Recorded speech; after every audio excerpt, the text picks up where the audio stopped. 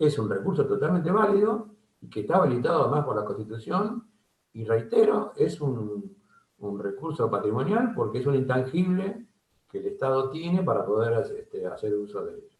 ¿Se entendió hasta acá esto? Lean en el apunte que yo les di, porque hay una serie que si no, me voy a comer toda la clase yendo uno por uno. Reitero, no lo tengo aquí adelante mío, pero junto con ese tema está el de las empresas públicas del Estado, está el tema de la emisión monetaria, y de alguna manera me gustaría cerrar acá, porque si no, no vamos a tomar la clase de hoy con este tema, ¿sí? La cuestión siguiente, ¿estamos? ¿Se entendió? ¿Alguien quiere preguntar algo? No, profe, se entendió bastante bien. Bien. Hay algo que quería decirte porque insisto con una compañera que me sigue figurando en el. Disculpen que vuelva atrás con este tema y sea tan pesado, pero me sigue figurando como Carolina ahí, y la verdad que no sé ni quién es. A Carolina, si está ahí, le ruego, como le vengo rogando a todo el mundo, que resuelvan la problemática de las inscripciones, porque si no vamos a tener inconvenientes. Yanela no sé qué 3, me imagino que está usando, no sé qué alumna es, pero está usando un recurso que no es de ella, porque no la tengo como Yanela. ¿Me puede aclarar, por favor, aunque sea a través de, si no tiene micrófono, a través del chat, por qué figura usted con ese? eh, Si no, la voy a tener que inhabilitar, porque la verdad que no puedo permitir que alguien inidentificado esté en mi clase. Hay la posibilidad de habilitar el audio, porque si no, la voy a tener que quitar de este espacio. Dígame quién es ya en la 3, y la reconozco, la dejo, y si no, le doy salida. Yanela, Yanela, bueno. Eh, bien, retirada, Yanela 3. Listo. Bueno, ¿está claro hasta ahora entonces? ¿Alguien quiere preguntar algo? No, no, profe, estamos bien. Bien, estamos bien. Por ahora no, profe. Bien, porque la clase pasada me pidió que lo haga y lo hice, pero no, Viturro Malsol. Viturro Malsol, pero no, yo dije Carolina. Carolina creo que vi. Ahí tengo una Carolina ahí que no sé quién es. Bueno, no importa. Problema de Carolina ahí. Sí, sí. ¿Usted era Carolina? Bueno, me voy a probar la clase con esto. A ver, olvidémonos, Carolina. Eh, Entrando a la. Pero quiero saber si lo mío, digo. ¿Qué es lo que quería saber, Viturro? Primero, ¿no tiene micrófono? Porque me quita mucho tiempo de tener que chatear. ¿Dónde está el Viturro? ¿No tiene micrófono? Digo, difícil, lo que tengo que me dice el Viturro. No, Viturro dice no, aparece como Viturro Marisol. Sí, bueno, cuánto tiempo pierdo con esto. Digo, bueno, a ver, chicos, entonces. La segunda clasificación, que es la que nos interesa para entrar en clase y seguir adelante para poder llegar al parcial con éxito, tiene que ver con este tema de los recursos extrapatrimoniales derivados, y que normalmente nosotros lo vamos a llamar, eh, tributarios, ¿sí? Aquí en este caso voy a empezar por la otra parte. Lo que ustedes tienen que tener en cuenta, que es algo que yo debería explicar después, pero me voy a adelantar ahora, que se llaman, en principio se llaman extrapatrimoniales, porque obviamente cuando se hizo el análisis de este tipo de recursos no entraban dentro de la categoría de los famosos patrimoniales, ¿sí? En consecuencia, la idea de alguien fue ponerle que era extrapatrimonial. La idea más brillante, entre comillas, fue ponerle derivados. Y aquí esta cuestión de llamarlos derivados surge claramente de esta capacidad que tiene el Estado en general, es decir, deriva del poder de imperio que tiene el Estado de imponernos a los particulares contribuciones de cualquier naturaleza, y sobre todo aquellas que tienen que ver con temas patrimoniales de imponernos aún en contra de nuestra voluntad esta situación para que poder eventualmente el Estado tener un retorno en una recaudación que le sirva eventualmente para poder generarse ingresos bajo esta nueva modalidad. ¿Y por qué digo que a diferencia de la anterior nosotros tenemos que hacer mucho hincapié en esta situación? ¿Se entendió lo que dije o no? ¿Se entendió lo que dije? Sí, profe. Sí, se Digo, Sí, entiende. profe, se entendió. están derivadas porque derivan de esta capacidad, de este poder de imperio. Cuando nosotros hablamos de imperio, no estamos hablando de que el Estado es un imperio, sino que lo de imperio viene de imperatividad. Y de imperatividad viene de imponer. Y cuando se le impone algo a alguien, no se le pide que preste su consentimiento o su voluntad. Se le exige. Y el otro, entre comillas, cuando alguien tiene este poder de imperio, este poder imperativo, no puede de ninguna manera eximirse de cumplir con lo que se le está exigiendo. Porque de hecho la Constitución Nacional le otorgó en varios pasajes de la Constitución, como luego vamos a ver, esta capacidad, este poder de imperio, de imponer cargas de carácter material, que luego vamos a llamar tributarios, a los particulares, aún en contra de la voluntad de estos. En consecuencia, a diferencia de lo que nosotros explicamos anteriormente, donde la razón de ser de la tipología anterior de los recursos originarios se basaba puntualmente en la cuestión de la bilateralidad, en la cuestión de la voluntariedad. Aquí, en este caso, la cuestión cambia radicalmente para transformarse en una cuestión imperativa. Lo que ustedes tienen que tener en cuenta siempre que traten de identificar cuál es el origen de la carga o el origen del recurso que el Estado está obteniendo, lo que tienen que ver en principio para poder identificarlo es si se trata de que existe voluntariedad o si se trata de que existe imperatividad. Si ustedes advierten que el recurso proviene de una situación de bilateralidad o voluntariedad, quiere decir que vamos a estar frente a un recurso originario o patrimonial. Ahora, si ustedes advierten de escarbar un poquitito bajo la piel de ese recurso que el Estado nos pone delante nuestro y advertimos a todas luces de que se trata de una cuestión imperativa, entonces vamos a estar frente a un recurso de características de las que estamos mencionando, es decir, extrapatrimonial derivado y esencialmente llamado tributario. Aquí deberíamos detenernos, después luego vamos a avanzar en este tema, y explicar realmente de qué se trata cuando hablamos de poder tributario. Porque cuando hablamos de poder tributario, es por definición la capacidad justamente que mencionamos antes, o el poder que tiene, para llamarlo con mucha más eficacia, en este caso puntual, ese poder exorbitante que tiene el Estado de imponerles cargas patrimoniales a los particulares sin que estos puedan de ningún modo oponerse a dar cumplimiento a tal situación. ¿Se entiende esto? En este caso estamos frente a lo que se denomina poder tributario.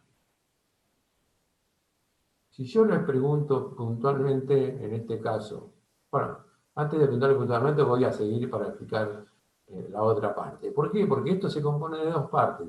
Por un lado hay poder tributario, ¿sí? Y por otro lado hay otro elemento que se considera dentro de esta clase de recursos, que es lo que se llama la competencia tributaria.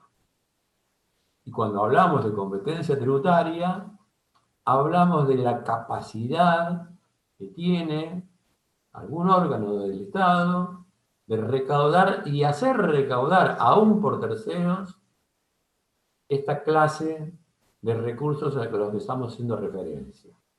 En consecuencia, por un lado tenemos poder tributario, que es este poder o esta facultad exorbitante que tiene algún órgano del Estado de imponernos cargas de carácter patrimoniales en forma obligatoria y de ninguna manera inevitable.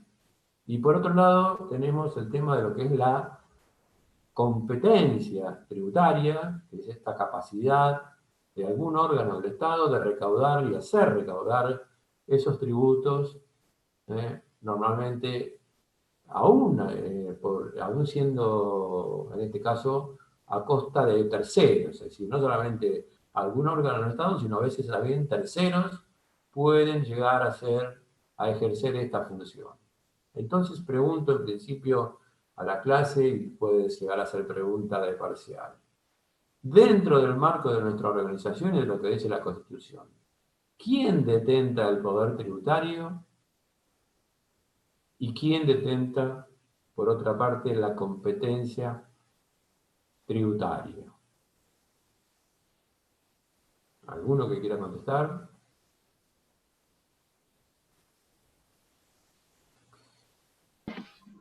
Creo, profe, que el poder tributario siempre lo ejerce el Estado y la competencia la puede derivar en un tercero. ¿Sería así la respuesta? Está bien, pero el Estado, a ver, Anabela, cuando hablamos del Estado, el Estado es un todo, ¿sí?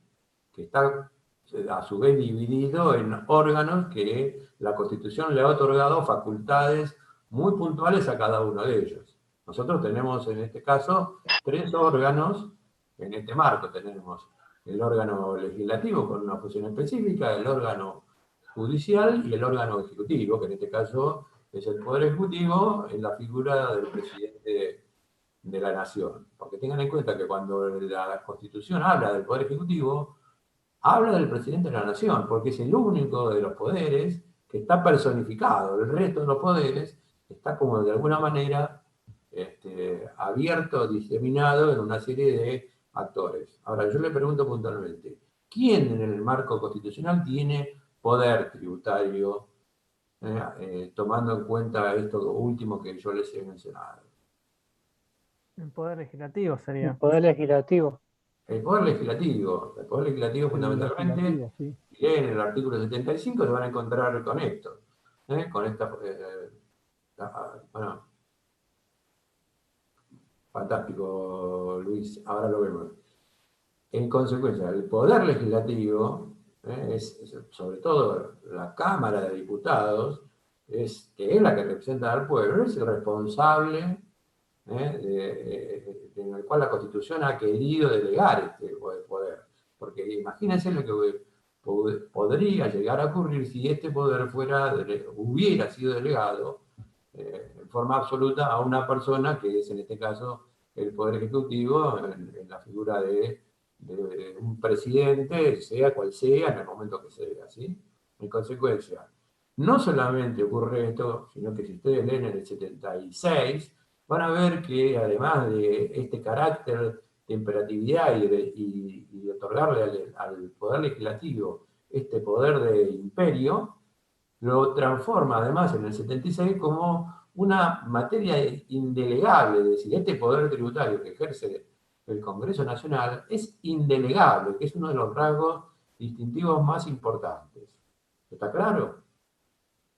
Ahora, haciendo un ejercicio desde este punto de vista y tomando en cuenta la diferencia de competencia tributaria, que es la facultad de recaudar y hacer recaudar aún por terceros estos tributos, ¿sobre quién recaería la competencia tributaria en el marco de esta distribución de poderes que hemos mencionado anteriormente?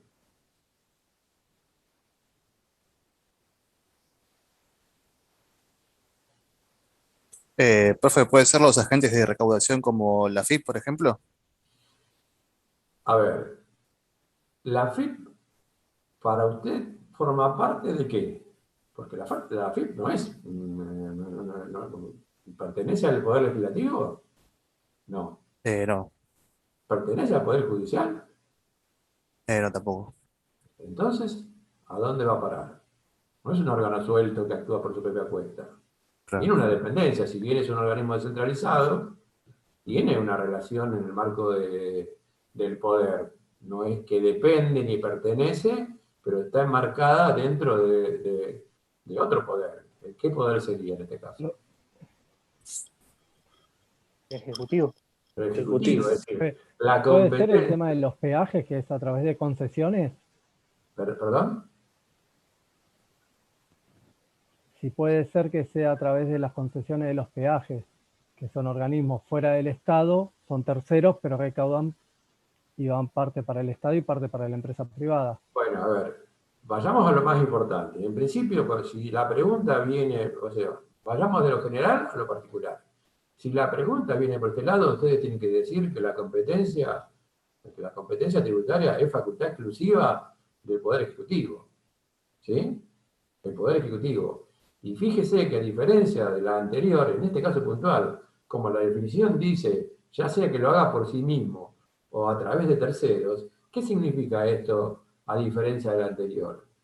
Que en este caso puntual la competencia, que en el caso del Poder Legislativo, respecto de la materia tributaria, era indelegable, en este caso puntual la propia definición está diciendo que la materia de la recaudación que cae en cabeza del Poder Ejecutivo es perfectamente delegable, ¿sí? Y de hecho, el Estado ha organizado ese Poder Ejecutivo creando un organismo descentralizado en principio, que es la AFIP, que es la encargada, en nombre del Poder Ejecutivo, porque obviamente el presidente no se va a poder a poner él por su cuenta a pedirnos, a contarnos las costillas y pedirnos que le paguemos. No, ha creado un organismo a través de una ley descentralizado del Poder Ejecutivo, que es el encargado, pero ese organismo también responde al Poder Ejecutivo, no es un organismo que queda ahí en la anarquía suelto como si pudiera existir, no, son tres los poderes que tenemos, ¿está claro?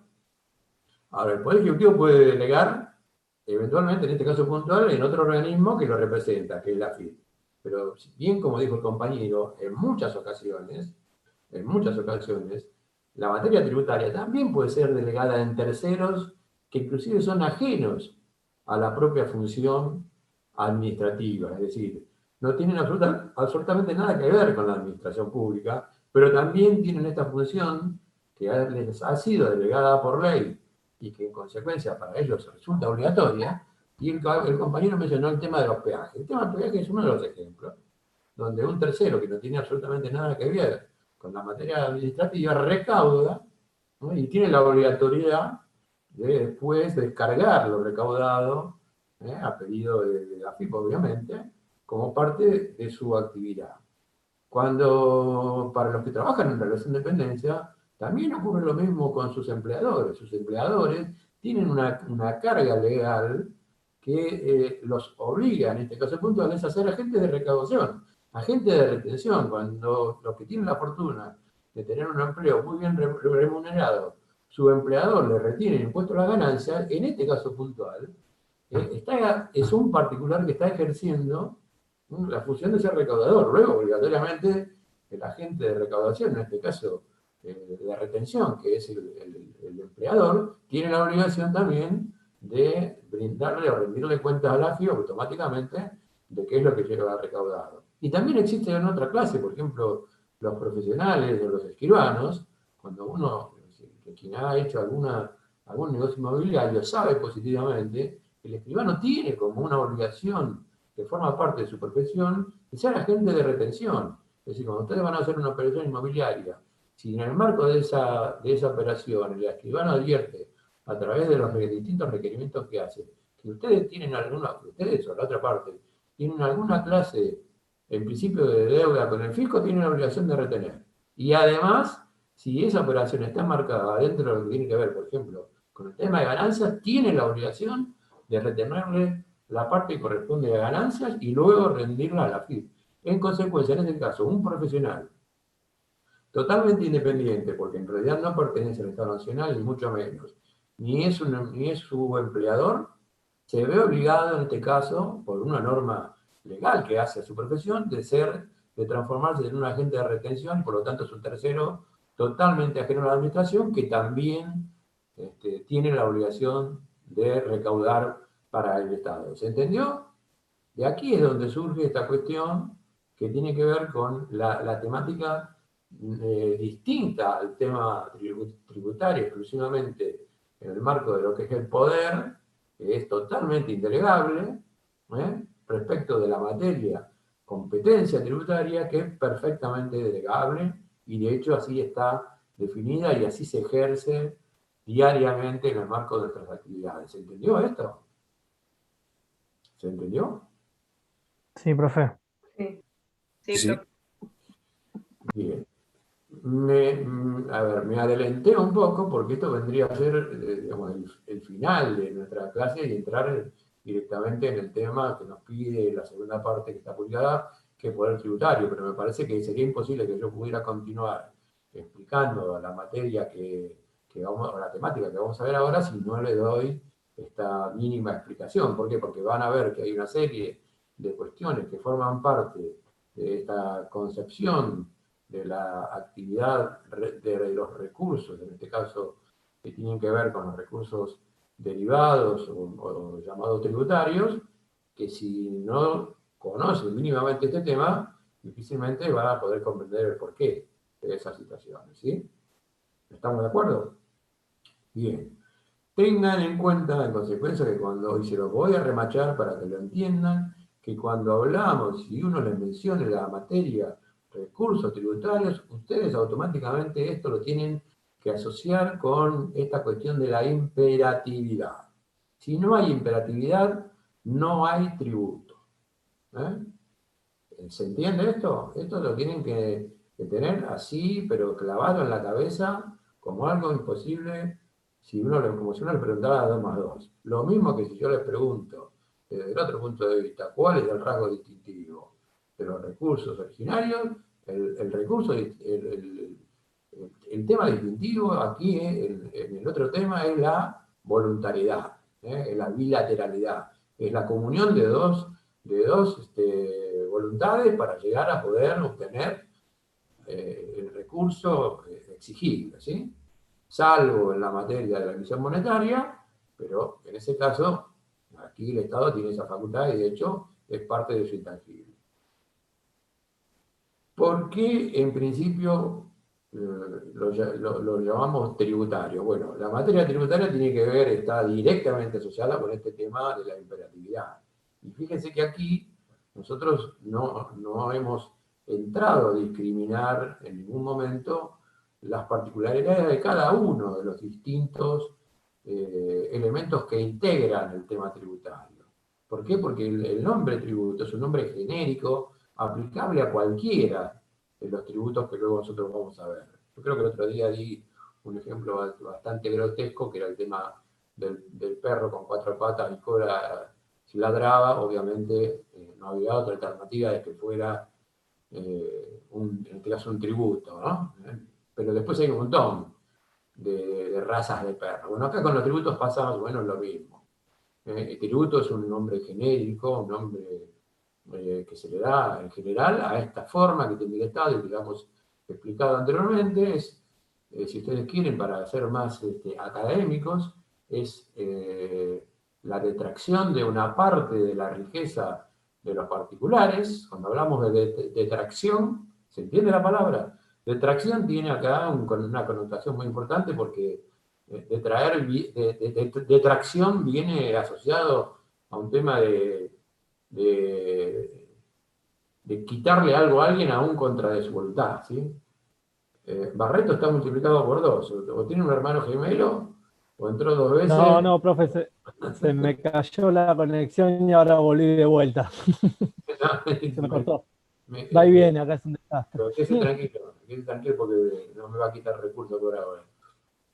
Creí que tenía un hermano gemelo, pero bueno. A ver, en consecuencia, reitero, recurso es la detracción de una parte de la riqueza de los particulares, obviamente por parte del Estado. Cuando hablamos del Estado, acuérdense que estamos hablando específicamente de un órgano principal, que es el órgano que tiene a su cargo el poder tributario. La detracción de parte de la riqueza de los particulares, primero y principal, mediante una ley dictada específicamente al respecto. Esto ya viene de la época de los romanos. Los romanos decían lo que se dice hoy, que no existe tributo si no existe ley, porque obviamente la única forma de obligar a una persona a que cumpla es que existe una norma que lo haga responsable, que lo asocie con ese tributo y en consecuencia lo obligue a abonarlo. Los romanos ya por esa época decían nullum tributum sine lege. Obviamente esto está en latín. ¿Qué quiere decir? No existe tributo si no existe ley. En consecuencia, para completar la definición, estamos hablando de que parte de la detracción de la riqueza de los particulares a través del poder de imperio del Estado, mediante una ley que así lo disponga o dictada al efecto. Siempre la ley tiene que ser previa, y tengan en cuenta que sobre todo en materia tributaria las leyes no pueden ser de ninguna manera retroactivas, es decir, nunca pueden ir hacia atrás, sobre todo en materia tributaria. ¿Por qué? Porque implica meterse con la propiedad privada de los particulares, que básicamente es un bien protegido por nuestra Constitución.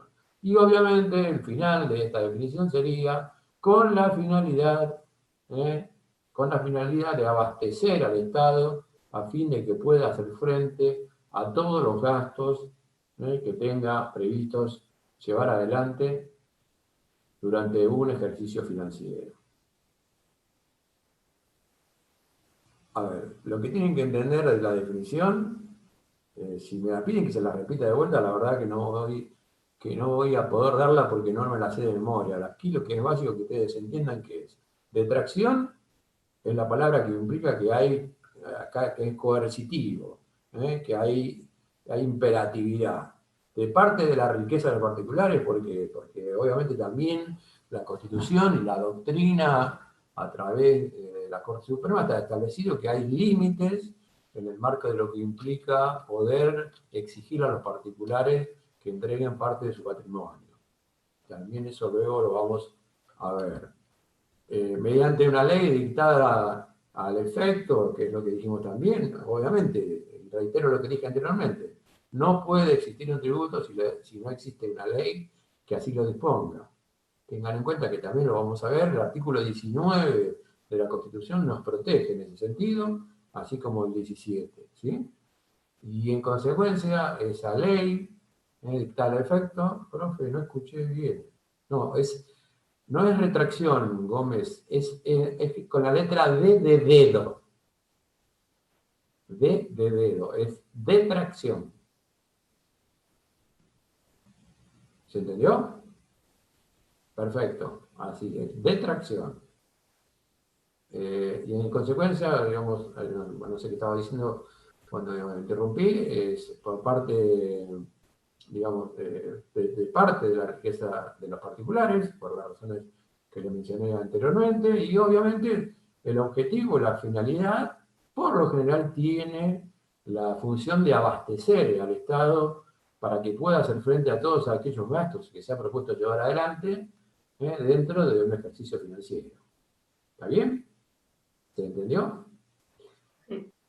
Al igual que mencionamos en la idea, No, que sí se entiende.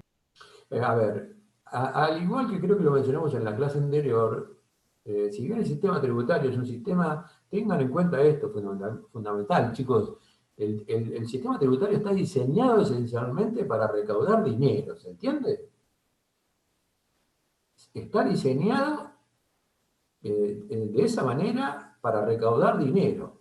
Ahora, lo que ustedes también tienen que tener en cuenta que siempre dentro del marco de lo que es el derecho, en este caso tributario, no siempre, o vayamos al revés, siempre, en algunos casos hay zonas que están fuera de este contexto, es decir, hay oportunidades en las cuales el Estado, en este caso el Poder Ejecutivo, tiene por función establecer a veces normas de carácter tributario, que yo creo que la semana pasada hablamos de este tema, pero con la idea de inducir alguna conducta en particular respecto a los digamos, alguna conducta especial de parte de los particulares.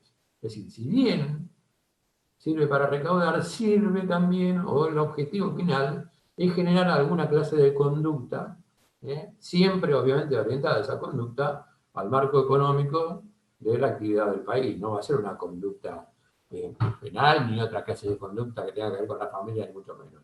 Obviamente que tiene que ver con una connotación económica, ¿se entiende esto?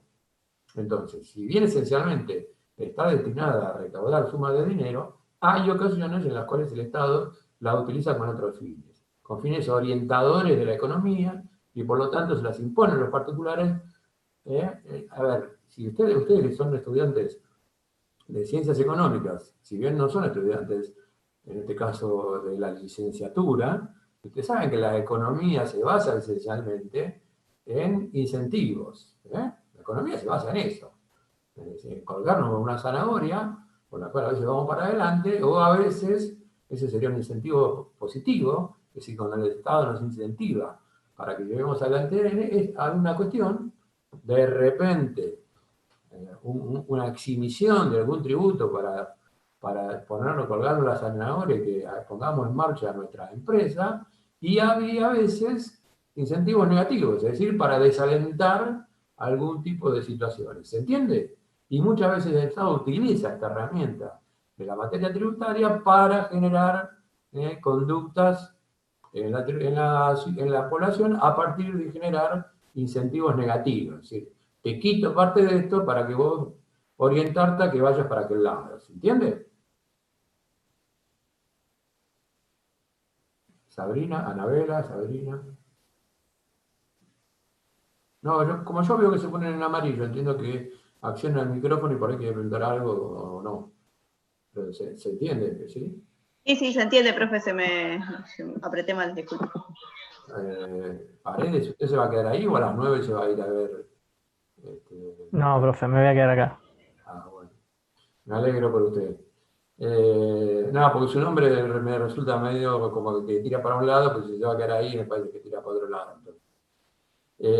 No, para nada. Bien, entonces, si se entendió la cuestión de la definición de tributo, esta definición es aplicable a cualquiera de los tributos.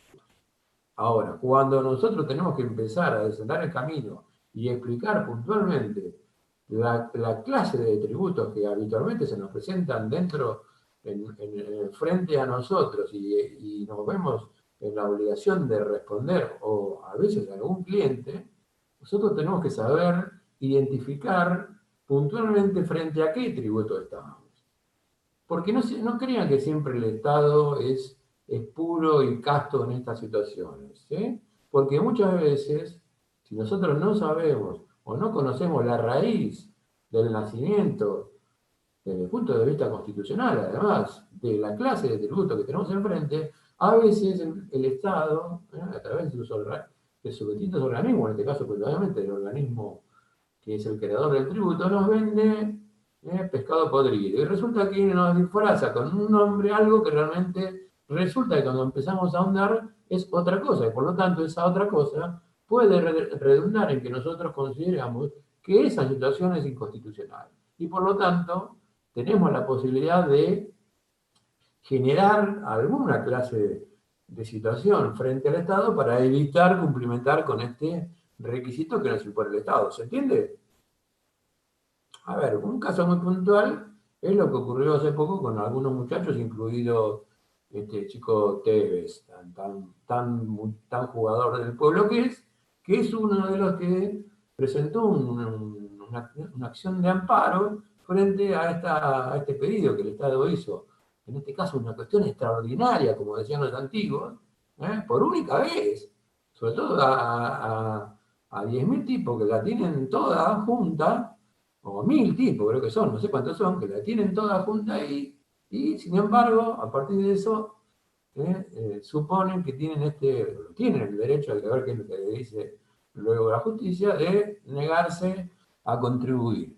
Pero bueno, tiene todo el derecho como cualquier otra persona. Por eso mismo es que nosotros debemos conocer la raíz del nacimiento de cada tributo, justamente para que ante la posibilidad que algún cliente nos venga a consultar, mire, me pasa esto, me llegó esto, ¿usted qué opina? Yo estoy comprendido, me tengo que apartar, tengo que hacer algo. Entonces, si no se conoce la raíz, por más que ustedes conozcan los nombres, no van a poder nunca determinar fehacientemente, no solamente el nombre, si no conocen cómo nace, de dónde proviene y para qué, nunca van a poder identificar si es justo, si es injusto, si está bien, está mal. ¿Estamos de acuerdo? Entonces, dentro de esta generalidad, nosotros reconocemos, más allá de que pueda haber otra diversidad, esencialmente una serie de tributos en particular. En principio vamos a empezar por el más importante, que van a encontrar, si tienen ahí frente a su vista ese Word que yo les preparé, hasta me di el lujo de hacer un dibujito, que es una especie de cuadro sinóptico. Van a ver que arrancamos por el más importante, que es la madre de todos los males, que es el impuesto, ¿sí? Luego del impuesto nos encontramos con el tema de las tasas. Luego de las tasas nos encontramos con las contribuciones especiales y por mejoras, ¿sí? Luego de eso nos encontramos con la cuestión del canon. ¿Está? Ahí estamos bien. Y por último dejamos ahí puesto el tema del peaje, cosa que va obviamente a generar una serie de cuestiones, de discusiones que vamos a ver si nos lleva a algún beneficio especial cuando nos pongamos a estudiar esta cuestión en particular. Ahora, al igual que en la etapa anterior, donde si bien no habíamos hecho una referencia muy puntual, teníamos este excedente que nos quedaba y que dijimos, a ver dónde lo colocamos, que es el crédito público, a ver si lo colocamos en un lugar o lo colocamos en el otro, nosotros tomamos la decisión de que el crédito público lo colocamos en la temática vinculada a los recursos patrimoniales por todo lo que explicamos anteriormente, ¿sí? Pero aquí también, dentro de este marco y fuera ya de esta llave exclusivamente dedicada a esta temática muy puntual de identificar cada uno de los tributos, nos vamos a encontrar con una actividad que lleva adelante habitualmente el Estado en el marco general, que genera lo que se llama ahí esta cuestión del monopolio fiscal, ¿sí? Que también es un recurso tributario, pero que tiene otro carácter muy distinto a los que hemos mencionado anteriormente, ¿sí? Es decir, es muy distinto al carácter que van a tener el tributo llamado impuesto, o el tributo llamado tasa, o el tributo llamado... ahora me quedé en contribuciones especiales y por mejoras, y así sucesivamente. En este caso puntual tenemos una actividad desplegada por el Estado, que genera una situación muy especial a la cual nos vemos obligados a colocarlo, porque también es un recurso que el Estado tiene y utiliza y que, a nuestro parecer, tiene que ser colocada aquí por las razones que luego, cuando llegue el momento, vamos a explicar. ¿Está bien hasta acá? ¿Se entendió? ¿Sí? Bien. Sí, profe, como dijo, monopolio fiscal. Monopolio fiscal. Si ustedes, reitero, si tienen a la mano el apunte, ahí me llevó creo que un día entero intentar generar ese dibujo, porque no tengo ni la más mínima habilidad para hacer una llave, pero bueno, después de mucho transpirar me quedó eso que está ahí. Espero que se entienda, ¿eh? Están divididos, en este caso, la clase de recursos, patrimoniales, extrapatrimoniales, y ahí está también, fuera de ese coso, arriba el crédito público, y abajo, en la misma condición que el crédito público que está arriba, abajo aparece el monopolio fiscal, fuera de este contexto en el que estamos tratando de explicar las clases de tributos especiales que nosotros vamos a tratar de estudiar. ¿Estamos bien? Bien. Yo quiero poner especial atención en esta temática que vamos a hablar ahora porque hace a toda la cuestión tributaria.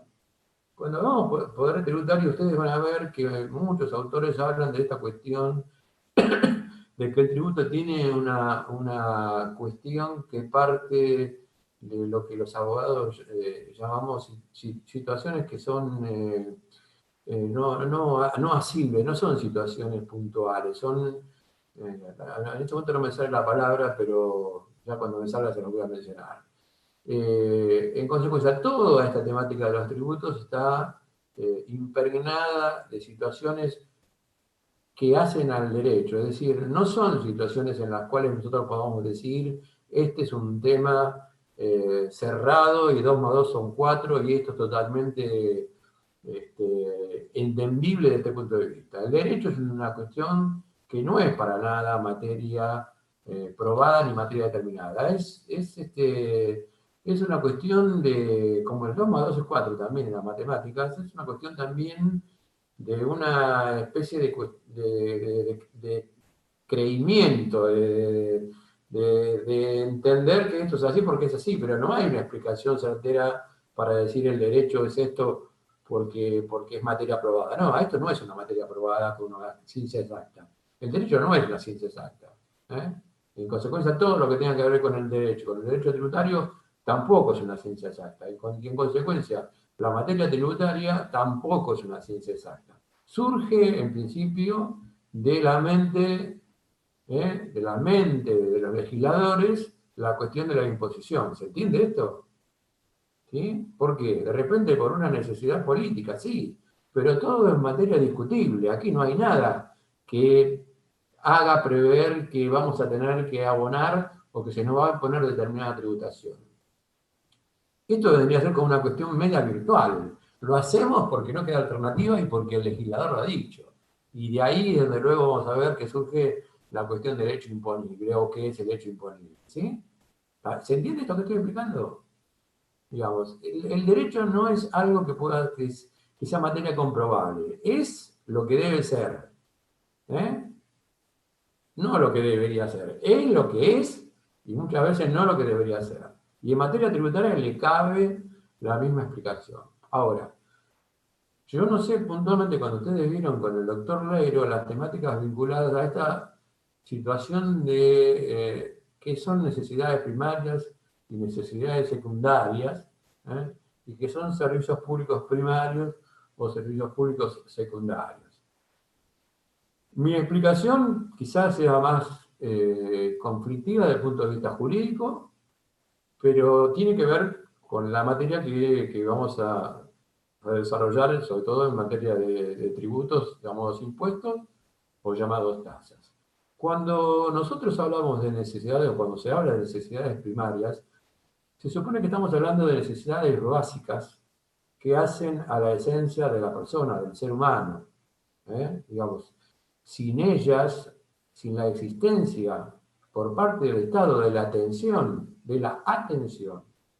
y de la protección de estas necesidades, primero, la persona dejaría de ser una persona, porque no tendría atendidas sus necesidades básicas primarias, y ahora vamos a ver cuáles son, y en consecuencia, esa persona quedaría totalmente desprotegida, y reitero, dejaría de ser, por una parte, persona, y por otro lado, dejaría el Estado de tener el rol que tiene que tener, porque si el Estado no es aquel que se obliga a través de la Constitución a proteger estos bienes que tienen que ver con la atención de aquellas necesidades primarias de los habitantes de una nación o de un Estado, ¿qué sentido tiene la existencia del Estado? ¿Sí? Ahora, cuando hablamos de estas necesidades básicas o primarias, estamos hablando de la salud, estamos hablando de la educación, estamos hablando de la justicia, estamos hablando de todas aquellas cuestiones que hacen a la esencia del ser humano. Y reitero, si no estuvieran atendidas y protegidas por parte del Estado, estas necesidades que son las básicas y primarias, el Estado no tendría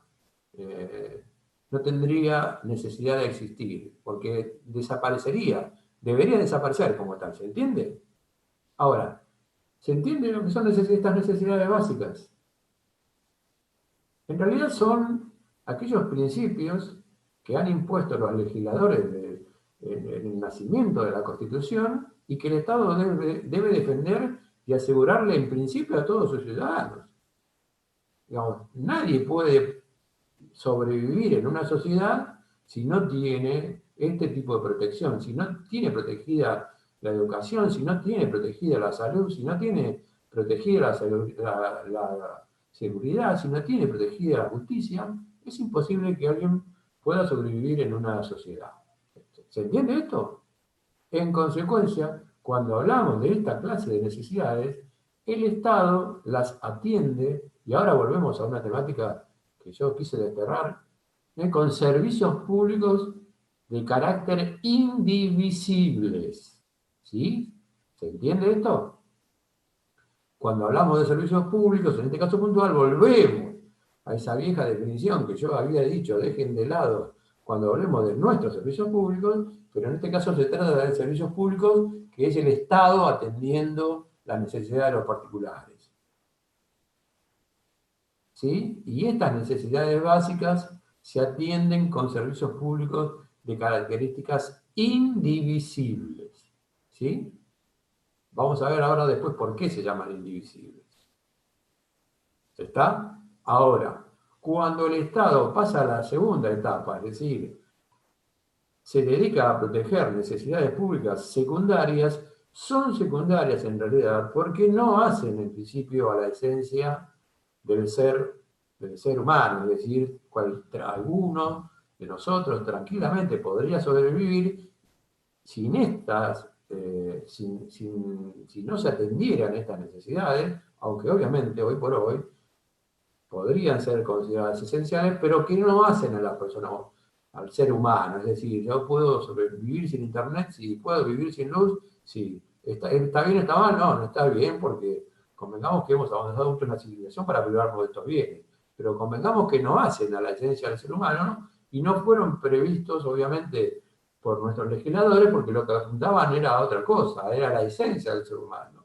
Y estos que estamos mencionando como necesidades secundarias, el Estado las atiende con servicios públicos de características secundarias o también llamados divisibles. ¿Se entiende esto? ¿Se entiende, chicos? En consecuencia, necesidades primarias o básicas, el Estado las atiende con servicios públicos denominados indivisibles, y las necesidades secundarias las atiende con los llamados servicios públicos divisibles. Ahora después vamos a ver cuando entremos en nuestra materia. ¿Sí?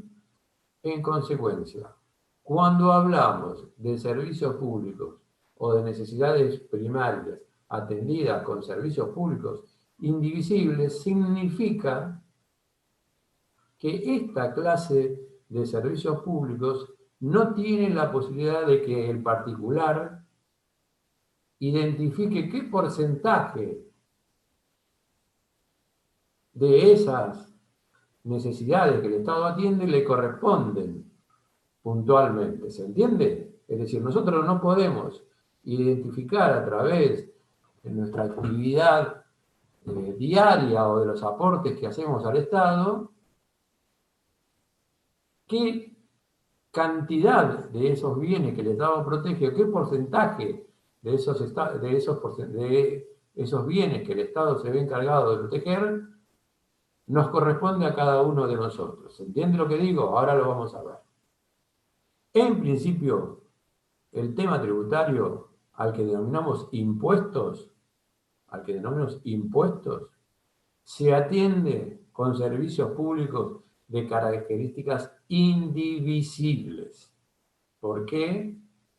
Porque el impuesto, una de las condiciones esenciales que establece la Ley de Administración Financiera, es que cuando el legislador crea en materia tributaria un impuesto, no puede de ninguna manera establecer para esta un destino o una afectación específica. ¿Se entiende lo que estoy diciendo? Por lo tanto, el tributo denominado impuesto, en cualquiera de los aspectos que éste abarque, se llame como se llame o afecte a quien afecte, siempre va a estar destinado a atender necesidades públicas de características primarias, atendidas con servicios públicos de características indivisibles. ¿Se entendió esto? Y reitero, ¿por qué los llamamos indivisibles? Bueno, porque cuando nosotros pagamos a través de nuestros servicios un impuesto o varios impuestos, no tenemos la capacidad de saber cuánto el Estado nos va a devolver, porque como esos bienes que se protegen no se pueden dividir, no se pueden subdividir, no se puede establecer qué porcentaje me corresponde a mí de protección a mi seguridad? ¿Qué porcentaje me corresponde a mí de salud? Y en consecuencia, para esto están destinados el tributo llamado impuesto. Porque uno, si bien sabe que el Estado lo va a destinar a la atención de estas necesidades, no le podemos reclamar al Estado puntualmente absolutamente nada en materia monetaria por su incumplimiento, porque no sabemos realmente qué porcentaje nos corresponde a nosotros de educación, o qué porcentaje nos corresponde a nosotros de justicia, o qué porcentaje nos corresponde a nosotros de salud, a partir de lo que abonamos en concepto del impuesto. Porque el impuesto va a parar a una bolsa negra, que luego, en el marco del presupuesto, se destina justamente a la atención de este tipo de situaciones. Reitero, una de las características primordiales del tributo denominado impuesto es que está destinado a solventar necesidades públicas de características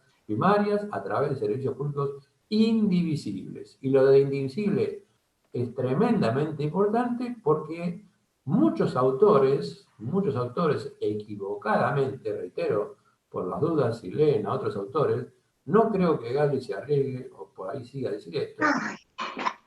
¿Quién quiere preguntar algo? ¿Voy demasiado rápido? El cajero, no lo voy a tomar. ¿Perdón? Adentro de su pote.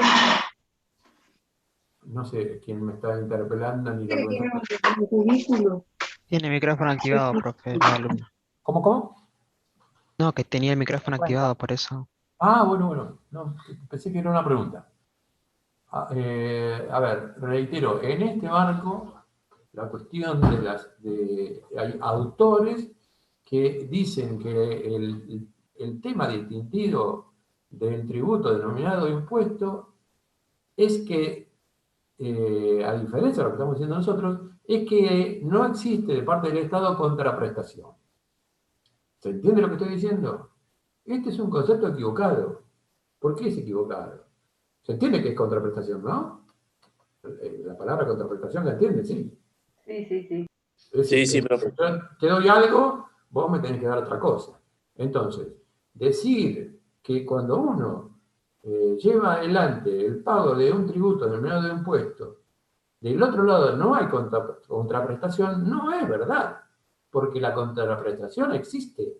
El Estado atiende la salud, la justicia, la seguridad, la educación, atiende todo con la temática del impuesto. Lo que nosotros no podemos es evidenciar o tener la certeza de cuánto nos corresponde por lo que estamos pagando. A lo sumo, como este es un tema evidentemente político y cada gobierno decide a qué va a destinar estos tributos, o este tributo denominado de impuestos, en el marco de esta distribución presupuestaria, a lo sumo podremos el día de mañana hacer un reclamo político, entre comillas, y bueno, votaremos a otro porque no estamos conformes con lo que hizo este.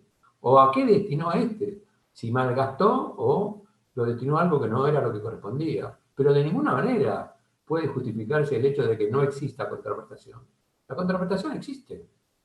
Lo que no puede uno es identificarlo. Y reitero, ¿por qué? Porque esos valores que protege tampoco son divisibles. No es divisible la justicia, no es divisible la educación, no es divisible la salud, no es divisible nada. ¿Se entiende esto, chicos? Sí. Sí, La palabra que no tenía es en la temática de abstracto. Es decir, cuando algo es abstracto es porque no es perfectamente identificable ni moldeable. Algo es abstracto porque no tiene forma o porque existe en la imaginación de alguien.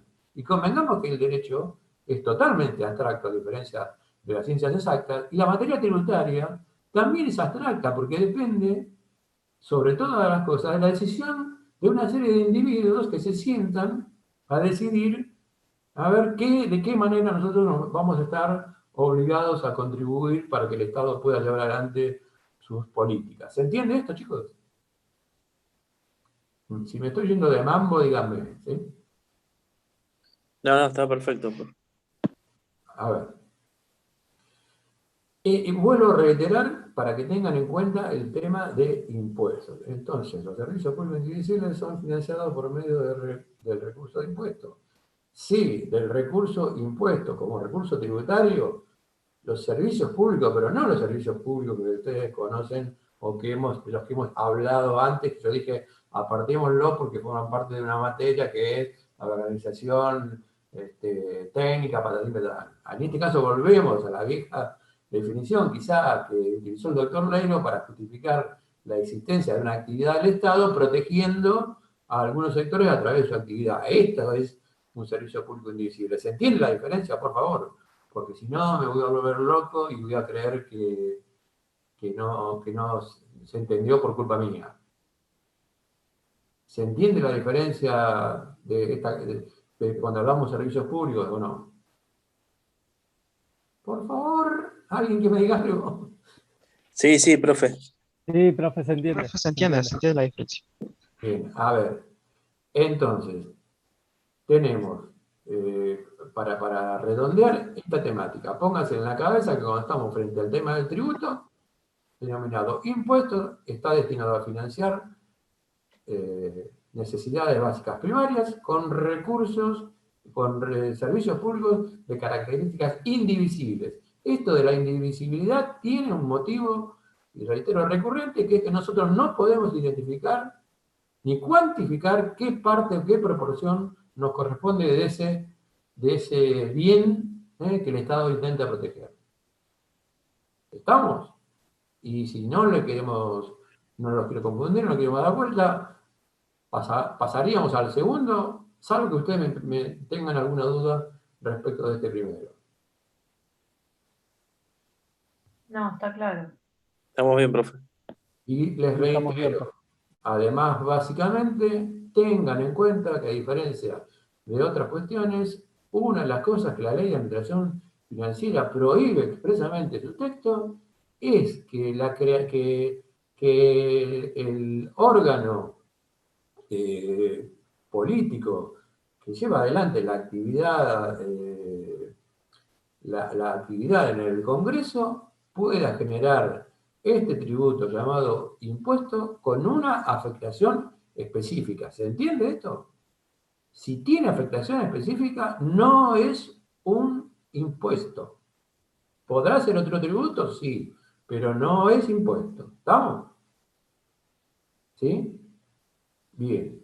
Cuando nosotros vamos al segundo tema, que es el de la cuestión relacionada a los, en este caso puntual, el segundo era, perdón, ya me perdí. Tasas. Tasas, profe. Eran las tasas, perdón. Eran las tasas. A diferencia de la materia impuesto, la tasa está destinada a solventar necesidades públicas secundarias y solventadas o llevadas adelante a través de servicios públicos divisibles. Y aquí lo de divisible tiene tremenda importancia. ¿Por qué? Porque en este caso puntual sí, aquel que se ve obligado al cumplimiento del pago de un determinado tributo llamado tasa, tiene perfectamente la posibilidad de establecer y de determinar cuál es el porcentaje que a él le corresponde de que el Estado cumpla y lleve adelante este servicio público en mérito a lo que está abonando. Esta es la diferencia esencial que lo distingue del impuesto. Es decir, las tasas se atienden con los servicios públicos divisibles y esencialmente son divisibles porque uno cuando va a pagar o cuando abona tiene perfectamente cuantificado el qué, el por qué y cuál es la situación del monto que está abonando. Y esto también tiene tremenda importancia porque a diferencia del impuesto, aquí sí uno eventualmente podría ir a una instancia judicial si el Estado, cualquiera de los estados, el nacional, el provincial o el municipal, incumple con la prestación que me está ofreciendo y por la cual me está cobrando. ¿Por qué? Porque siempre que uno entabla una contienda judicial donde están perjudicados nuestros bienes, lo primero que nos van a preguntar los jueces es cuál es el monto por el cual uno se siente perjudicado. Y en consecuencia, fíjense que esta situación de demandar al Estado no sería aplicable a la temática de impuestos y sí eventualmente podría ser aplicable a esto que vamos a ver ahora como temática de tasas. ¿Se entiende esto, chicos? Sí, se entiende. Bien, para ejemplificar, lo más común que ustedes normalmente tienen a mano es el tema muy casero nuestro de la llamada tasa por servicio de alumbrado, barrido, limpieza y recolección en la vía pública, que es lo que habitualmente ocurre en el ámbito del Estado municipal. ¿Sí? Cuando ustedes abonan esta tasa, no sé si es habitual en los partidos que ustedes viven, pero cuando la boleta les llega con una clara especificación y determinación de qué les está cobrando y el por qué. Y en este caso, estas necesidades secundarias son esencialmente para atender esta clase de situaciones. Convengamos que uno podría vivir sin que barra en la calle.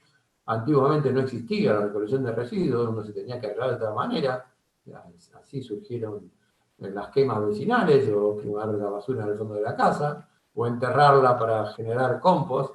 El alumbrado sí es esencial, pero digamos, uno podría también sobrevivir. Lo que quiero decir que en este caso se trata de necesidades de características secundarias atendidas con servicios públicos de carácter divisibles. Si ustedes van a viajar, seguramente van a abonar en el aeropuerto la tasa de aeroportuaria. Y en esa tasa aeroportuaria, cierren por favor el micrófono,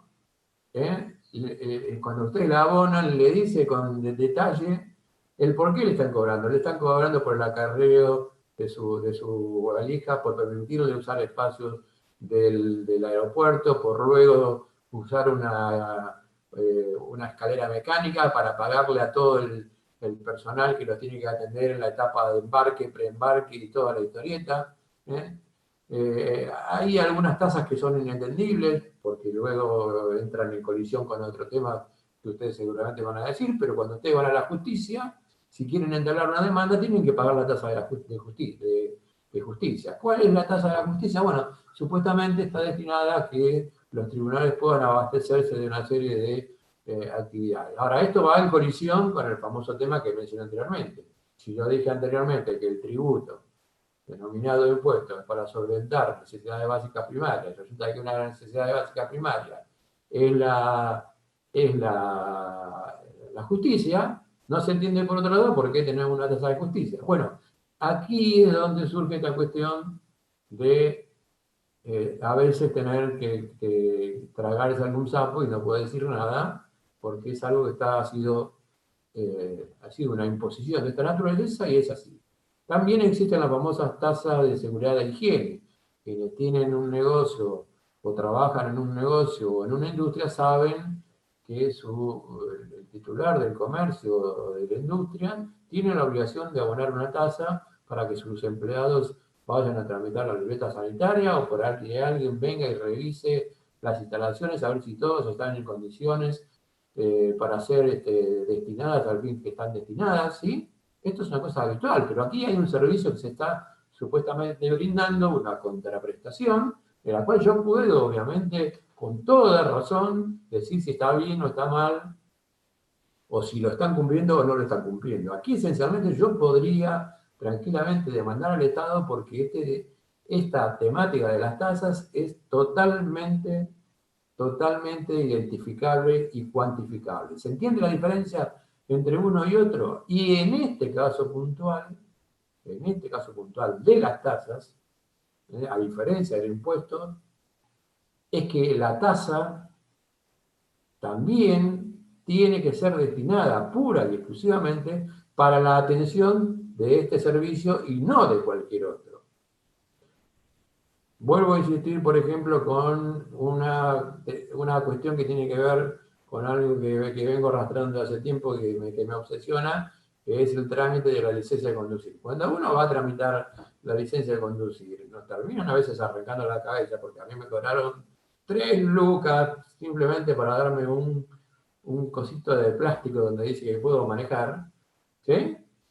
Y sin embargo, esa es la tasa por la prestación del servicio que el Estado municipal tuvo que llevar adelante para atenderme a mí en esta atención pública, en que yo me ponga delante de un tipo que me diga si veo o si no veo, en que otro cristiano me diga que tengo una multa y que si no la pago. Bueno, todo esto es una tasa que el municipio cobra para que uno obtenga su registro y que obviamente tiene su forma de cuantificar. Si yo no la pago, no voy a poder, si yo no la pago, no voy a poder continuar, y si la pago, tengo derecho a exigir que por otra parte el Estado municipal cumpla con lo que me ha prometido. Ahora, fíjense la particular de esto. En este caso, en especial, por ejemplo, el municipio de Almirante Brown le dice en la pequeña papeleta que le entrega cuando usted paga: mire, esto le sirve por 60 días. Si usted por alguna razón, en el marco de los 60 días, no termina con su trámite, vaya a saber por qué razón, tiene que garpar de nuevo.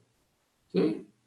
Pero a ver, digo, más allá de que la crítica la podemos hacer, aquí el Estado municipal lo que cobra solo lo puede destinar a abastecer esta clase de servicios. No puede sacar dinero de lo que se paga en concepto de tasa por la obtención de la matrícula de conducir y trasladarlo al pago, ¿sí?, de la recolección de los residuos. ¿Por qué? Porque no es un tributo. ¿Se entiende? Y es un servicio público divisible.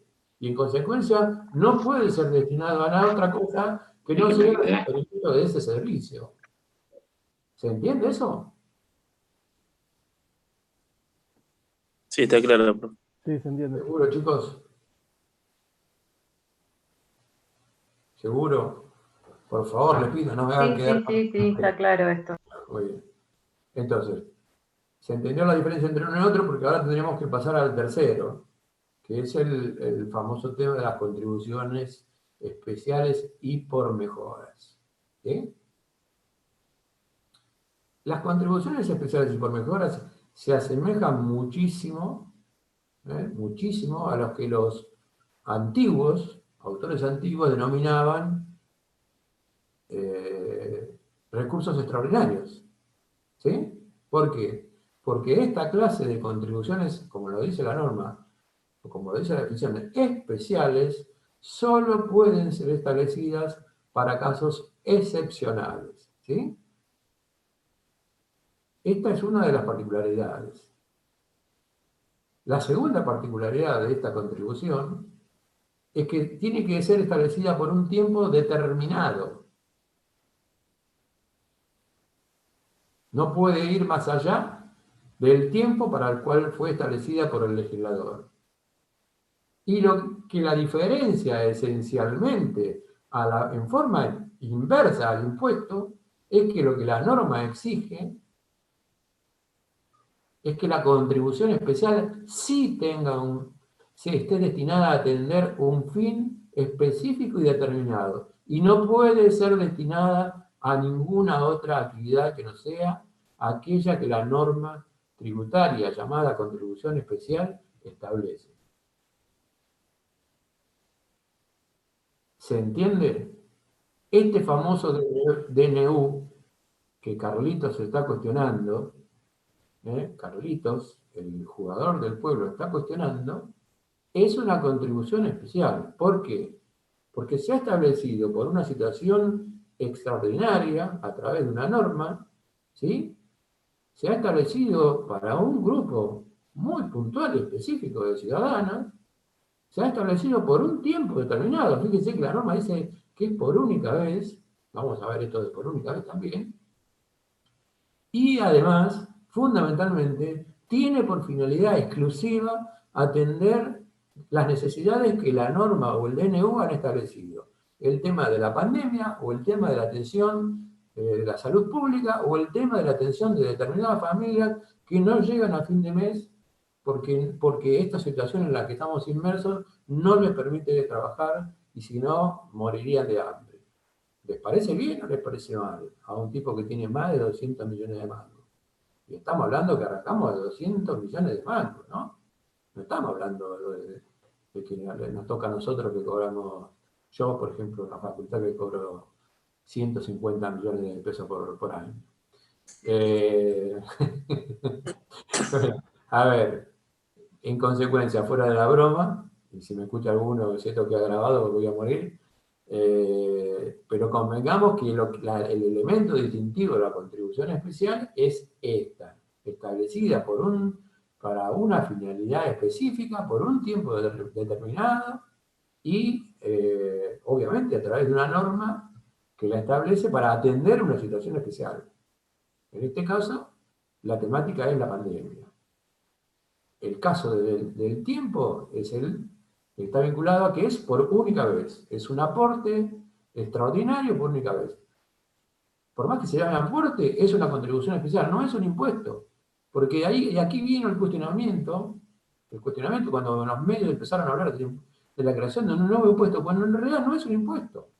Y en consecuencia, muchos de sus clientes van a venir a plantearle, no, mire, porque me están enchufando el nuevo impuesto. Y aquí es donde yo les digo que ustedes tienen que conocer la raíz y explicarle a sus clientes, no, mire, tenga cuidado porque esto no es un impuesto, esto en realidad es una contribución especial, por esto, por esto y por esto. Porque es creada por una situación extraordinaria, porque está establecida por un tiempo determinado y además está puntualmente especificado cuál va a ser el destino de los fondos que se recauden. Aquí no entra la temática del impuesto, donde no hay posibilidad de saber, pues no tenemos la posibilidad de conocer cuál va a ser el destino final, porque es materia del presupuesto. Aquí no, aquí esto tiene que ser destinado para esto, si no, no es una contribución especial. ¿Se entendió? Sí, Sí, está claro, profe. sí, sí. Si yo pregunto cuál es la diferencia sustancial entre un impuesto y una contribución especial, me lo van a poder decir, ¿no? Sí, Sí, profe. Buenísimo. Ahora Bueno, sí. entonces, a ver, yo dije contribuciones especiales y reitero aquí, yo me estoy peleando con todos los autores que escriben esta materia, porque hay autores que dicen contribuciones especiales o por mejoras. Yo dije contribuciones especiales y por mejoras. ¿Ustedes creen que la existencia de una sola letra hace la diferencia? ¿Sí o no? Si estudiaron en el primario, en el secundario, entre lo que es Sí, la es diferente. conjunción copulativa y conjunción disyuntiva, el y o son dos cosas totalmente distintas. Porque cuando decimos o, estamos diciendo que contribuciones especiales o por mejora son las dos las mismas cosas. Cuando en realidad son dos cosas totalmente distintas. Por eso es que yo me tomé el atrevimiento de poner por un lado que existen contribuciones especiales y que también existen contribuciones por mejoras, ¿sí? Ahora las vamos a ver. Pero antes de volver atrás, y les digo, ojo con el Estado, ojo con la creación de algunas normas, ojo con esta temática de los sapos que nos tenemos que tragar a veces, y porque no recurrimos a tiempo, porque muchos de ustedes conocen el tributo por excelencia que, más allá del IVA, es el que más engrosa las arcas de la tesorería. ¿Cuál es? Hace poco tuvo una modificación. de ganancia. Encuentra ganancia. Es ganancia. Ahora, para el conocimiento de ustedes, el impuesto a la ganancia nació como una contribución especial. Nació como una contribución especial. Si ustedes van y leen el origen de ganancias, era una contribución especial, porque la norma original tiene una fecha donde le da certeza de muerte a esa contribución especial. Lo que ocurrió es que el Estado, y esto estoy hablando de hace muchísimos, pero muchísimos años atrás, lo que pasa es que tuvo tal repercusión de ingresos en las arcas del Estado que el Estado dijo, bueno, guarda muchacho con esto, ¿por qué no le buscamos la vuelta y vemos cómo lo podemos transformar? Bueno, ¿qué es lo que pasó?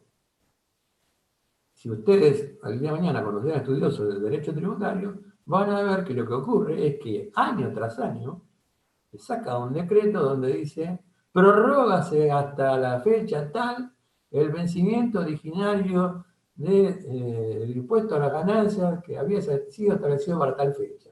En consecuencia, no es que este es un tributo que fue creado originariamente. Esto nació como una como un aporte extraordinario, por una razón especial, y además la gravedad de que nació para que fuera recaudado por las provincias. Y cuando la nación vio lo que era el marco de la recaudación, terminó haciendo un convenio y apropiándoselo. Hoy es un impuesto en definitiva, el de ganancias, que es de recaudación nacional y que luego la nación redistribuye a modo de lo que es la ley de... esta que siempre estamos en discusión, y yo soy... Con la ley de coparticipación, de la dice. ley de coparticipación, ¿sí? Pero tengan en cuenta que esto nació como una contribución especial. Los que son un poquitito, quizás más chicos que yo, o los que tienen vehículos, allá por el año 91 había una gran crisis con los docentes. ¿Sí? Bueno, como siempre. El famoso impuesto. Espere. Vamos, espere. Entonces, ¿de qué manera atendemos esta necesidad de los docentes? No había de dónde sacar guita. Entonces el Estado no tuvo mejor idea que crear un aporte extraordinario para atender las problemáticas de los docentes. Era por única vez que pagaba tanta guita. A mí me resultaba mucho más fácil dárselo a mi mujer, que era maestra, que dárselo al Estado. Pero el Estado dijo, vamos a crear este aporte extraordinario por única vez, ¿sí? Por única vez, y era para atender la problemática de los docentes. ¿Dónde se cobraba? Primero había que ir al banco en la primera etapa, había que ir a ponerla ahí a través de una boletita, y, oh casualidad, o sorpresa, luego terminó apareciendo en la boleta de la patente automotor. Si ustedes leen en la discriminación del impuesto a la patente de automotor, van a ver que al final de todo aparece, todavía al día de hoy, este aporte extraordinario, docente, que se quedó como parte de un tributo que nos viene con la patente y que no tenemos más remedio que pagar porque no lo podemos discriminar. Y sin embargo, fue creado como un aporte extraordinario. Y hoy terminó transformándose en un tributo que pagamos cada vez que vamos a pagar nuestra patente. Si no me creen, agarren la boletita de la patente y fíjense ahí abajito. Antes era un mango, ahora no sé si son más de 100, pero deben andar por ahí. Pero bueno, está bien, si sirve para esto. En realidad, hoy por hoy no sabemos qué corno es. Pero es un impuesto, que en definitiva, el tema de la patente es un impuesto. No es un aporte extraordinario. Sí logra eso, que terminó luego transformándose. Por eso les digo, estén muy atentos y tengan muy puesta la cabeza muy abierta cada vez que les toque enfrentar una situación de esta respecto de algún cliente que se les presente. ¿Está? El Estado es bastante tramposo, hace mucha trampa con estos temas. Yo creo que les comenté también, en una oportunidad, sí, el tema famoso del famoso ahorro forzoso. ¿Sí? También en un momento dado, hiperinflación, de qué manera le sustraemos la guita a la gente para que no lo gaste, y bueno, creamos esta historia del ahorro forzoso. A ver, ¿cómo es la historia? Si es ahorro es porque yo tengo la voluntad, y si es forzoso se termina transformando en un tributo, porque si me están diciendo que es forzoso, lo asumo que es de carácter imperativo, ¿o no? Entonces, estas son las cuestiones que el Estado a veces no vende. ¿Cómo termina la historia? Ese ahorro forzoso era para que la gente no se hiciera caer en una espiral hiperinflacionario y sacar la guita del bolsillo supuestamente con la idea de devolvérsela a los 5 años. Nunca se devolvió.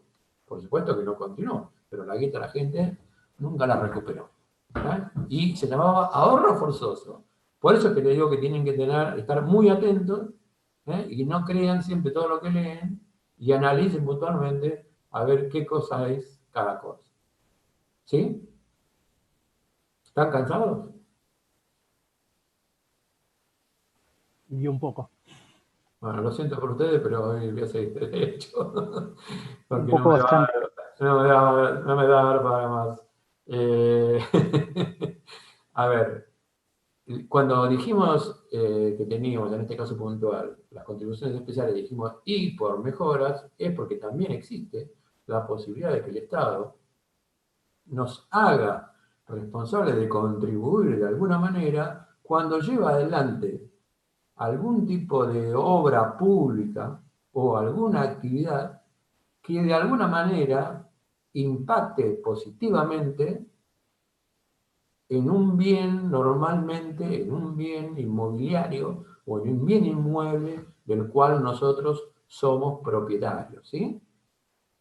Supongamos que nosotros vivimos, no sé, hoy vivimos al borde del Camino Negro, ¿sí? Y de repente, de buenas a primeras, nuestra propiedad vale determinado monto, porque el Camino Negro, si bien es un camino, no sé si tomar el mejor ejemplo, debería tomar otro ejemplo que no fuera el Camino Negro para que se entienda. Pero de repente vivimos en un lugar donde, digamos, tenemos una mediana o mala circulación y el Estado de repente decide hacer tremenda autopista de 6 carriles de un lado y 6 carriles del otro. ¿Qué va a ocurrir con nuestra propiedad? Obviamente, los que viven cerquita van a sufrir como locos, pero obviamente que nuestras propiedades van a sufrir un ingreso o un aumento en el valor digamos, intrínseco del bien, porque tengamos en cuenta que ese tipo de obras lo que hace es generar el mayor movimiento y la posibilidad de que nuestras propiedades se sobrevalúen o se evalúen de mejor manera. En consecuencia, como el Estado entiende esto, tiene la posibilidad de aplicarnos en este caso, sabe que nuestra propiedad se supervaloró y en consecuencia lo que va a hacer es decir, mire, le pido por favor que así como su valor, se llama el valor venal del bien inmobiliario que usted tiene, creció, yo le pido que durante un tiempo determinado y al solo efecto de atender la ejecución de esta obra, usted que vive dentro de este radio contribuya hasta el momento que la obra se finalice, y ahí está la acotación del tiempo en el caso de esta contribución especial, por mejoras, como consecuencia de que yo le estoy dando esta posibilidad. Y en consecuencia le pido, contribuya con X cantidad de dinero, porque usted se está beneficiando de esta manera, por este tiempo determinado, es decir, hasta que finalice la obra, y ese dinero que se recauda solo puede ir destinado al financiamiento de esa obra pública que el Estado está realizando, ya sea una autopista, ya sea un paso bajo nivel, ya sea un paso sobre nivel en algunos casos, cuando se construye un puente. También puede darse el caso que no se trate solamente de obras y se trate de actividades que el Estado realiza. Uno de los ejemplos más cercanos que tenemos nosotros es el famoso tema del aeropuerto de Ezeiza, es decir, las propiedades que están a su alrededor. Hay un señor que hizo mucha plata con esas propiedades, porque tiene un hotel y tiene una estación de servicio y tiene hasta un restaurante detrás de la estación de servicio, muy famoso en la zona de Ezeiza, pero se vio beneficiado, no solamente por eso, sino también porque creció con una autopista, la autopista Richeri, más todos los accesos que se hicieron ahora hacia los barrios cercanos. ¿Cómo creció el barrio cercano que teníamos, que antes regalaban los lotes de terreno ahí en Pegasini? Y uno iba y los terrenos se tiraban por la cabeza. Y vaya a comprar un terreno ahora. Esas propiedades se sobrevaluaron y en consecuencia, en ese marco el Estado tiene la posibilidad de generarnos este ingreso, este aporte extraordinario, como también se lo conoce, durante el tiempo que la obra se lleva adelante y para contribuir exclusivamente al desarrollo de esta obra. ¿Se entendió esto? Entonces tenemos por un lado contribuciones especiales y también tenemos contribuciones por mejora. ¿Está? Bien. El tema que nos atañe ahora es el tema del canon, ¿sí? Que, a ver, no es una cosa extraordinaria, pero es lo que el compañero mencionaba anteriormente, y está relacionado directamente cuando el Estado concesiona alguno de sus servicios públicos, lo que hace es recaudar a través del particular, ¿sí? Y el particular lo que le paga al Estado, en lugar de llamarse alquiler, se llama canon, porque dentro de ese componente que el particular le paga al Estado por hacer uso diferenciado de un bien del dominio público, tiene esencialmente un componente tributario, ¿sí? En consecuencia no podríamos llamarlo alquiler porque se asemejaría al marco del derecho privado y en consecuencia se llama canon porque el canon es lo que determina la calidad tributaria de este aporte que obligatoriamente el particular tiene que hacer, si no, cae en el incumplimiento, como el muchacho este del correo central, o como el muchacho también del aeropuerto, que hace ya más de 20, creo que más de 15 o 20 años que no paga, aunque les parezca mentira, yo trabajé en el aeropuerto, no paga el canon. No importa. ¿Pero se entendió? ¿Se entendió? ¿Me lo repite, profe, por favor? Sí, cómo no. ¿Que el que no paga el canon o qué?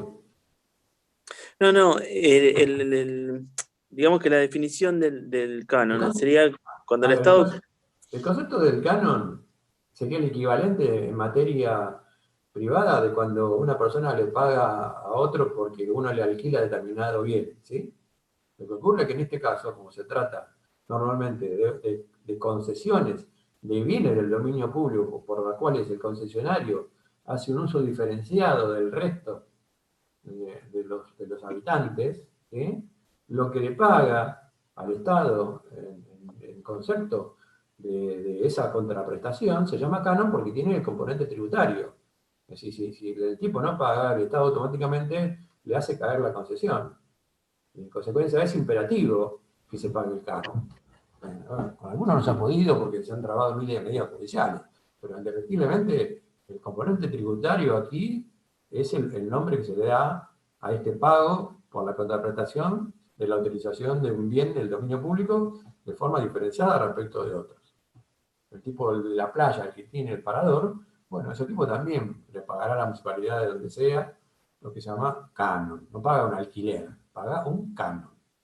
¿Por qué? Porque está dentro del concepto del componente tributario. ¿Se entiende esto o no? Sí, ahí sí, profe, gracias.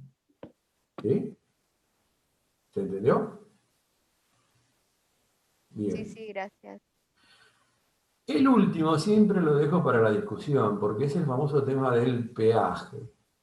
Y no es menor porque ha tenido sus avatares a lo largo del tiempo. Es decir, cuando se inició esta etapa de concesión de algunas autopistas o carreteras del Estado Nacional, sobre todo, aquí empezó una famosa discusión sobre el tema constitucional de que era imposible establecer este tipo de situaciones porque lo que la Constitución dice es que no se puede prohibir la libre circulación de los ciudadanos.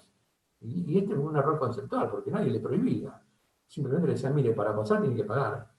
No es que decía, usted no puede circular. Si quiere circular, tiene que pagar.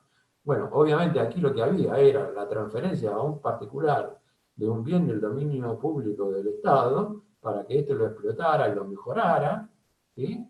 Como supuestamente se hicieron con muchas de las autopistas de nuestro país, y a cambio un individuo pagaba una determinada cantidad de dinero por usarlo. Es decir, el que iba con el auto y tenía que quería llegar más rápido a un lugar y la autopista o la ruta había sido mejorada de manera tal que le permitía de repente en la ciudad de Buenos Aires atravesar la ciudad, lo que antes le costaba 1 hora y media, de repente en 10 minutos uno atravesaba la ciudad de Buenos Aires, bueno, eso tiene un costo. Y esto fue lo que determinó el famoso nombre. Y el nombre es el peaje, ¿sí? Y en consecuencia la pregunta es, a partir de todo el conocimiento que ustedes tienen, de todo lo que hemos visto hasta ahora, en qué lugar o cómo caracterizarían a este pago, si en realidad es un tributo o si en realidad es un precio. Porque cuando hablamos de precio, estamos hablando de este famoso tema que ustedes ya conocen hasta el hartazgo, de el precio no es más que el componente de costo más beneficio, y en consecuencia, digamos, puede ser o podría caer en cualquiera de estas dos opciones. O es un tributo o es un precio. Y quiero que alguien me dé, los que ya cursaron que lo saben, les pido por favor que le dejen a los compañeros que no cursaron y no conocen esta materia, para que usen la cabeza y puedan dar una respuesta. A uno y diciendo, voy a hablar yo. ¿Quién va a hablar? Allá en el fondo, como diría si estuviera presente. Los del fondo que se esconden, acá se esconden porque apagan la cámara, pero bueno, no importa. ¿Qué es? ¿Es un tributo o es un precio? Yo Y creo que es sería un un precio. precio. ¿Paredes? Y sería un precio porque hay una relación entre el usuario y la concesión. O sea, ahí ya yo le estoy pagando un precio a la concesión del peaje. Sí, Para mí yo le estoy... pero lo que determina la idea de precio o tributo no es que usted pague, fíjese que usted podría hacer un tributo tranquilamente porque usted está usando un bien del dominio público, por más de que haya un particular que lo explote. Porque está bien lo que usted dice, en algún sentido, pero no está bien la justificación. Es mucho más sencilla y va a lo que yo les dije al principio. La cabeza la tienen que usar sobre dos variables directas respecto de esta cuestión de los recursos. Si es una cosa, tiene este carácter, si es otra cosa, tiene otro carácter. Si usted me dice que es un precio, es porque me está supuestamente... Coercitivo, por eso. ¿Cómo? Porque es coercitivo, es una imposición. ¿Y usted qué dice? ¿Que es un tributo? El tributo, claro, es la diferencia con el precio.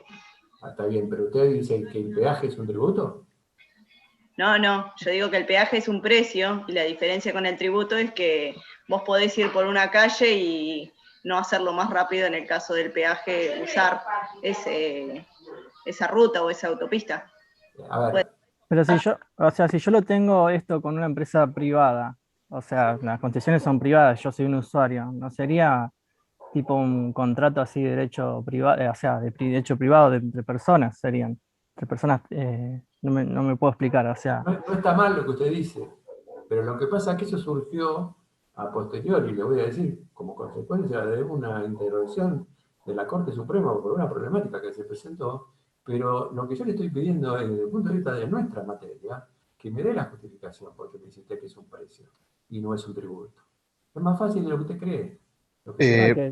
Profe, puede ser que sea un precio. Puede ser un precio porque tiene involucrado también el costo de mantenimiento de la autopista y las mejoras si las hay.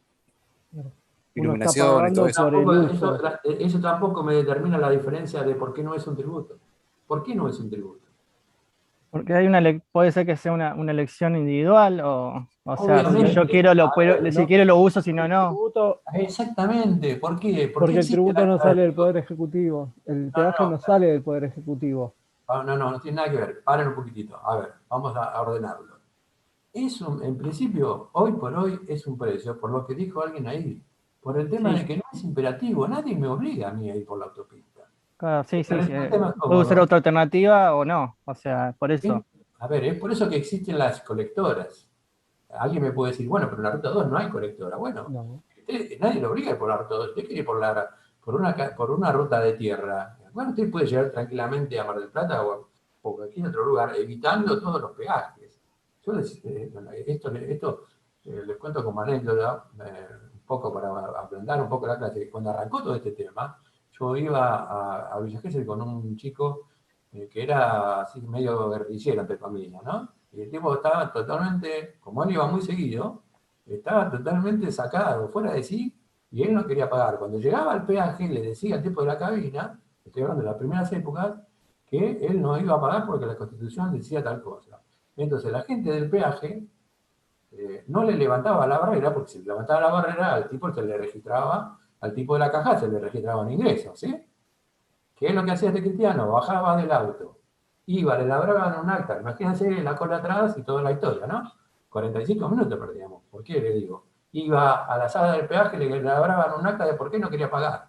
Y la empleada o el empleado del peaje le daba un destornillador, él tenía que sacar la barrera, destornillar la barrera de madera, pasar con el auto, volver atrás y volver a atornillar la barrera de madera para que el tipo de la cabina no se le registrara que había levantado la barrera y en consecuencia él iba a tener una deuda en su caja, el faltante de lo que este cristiano no quería pagar. ¿Se entiende? Una cosa de loco. Esto era así.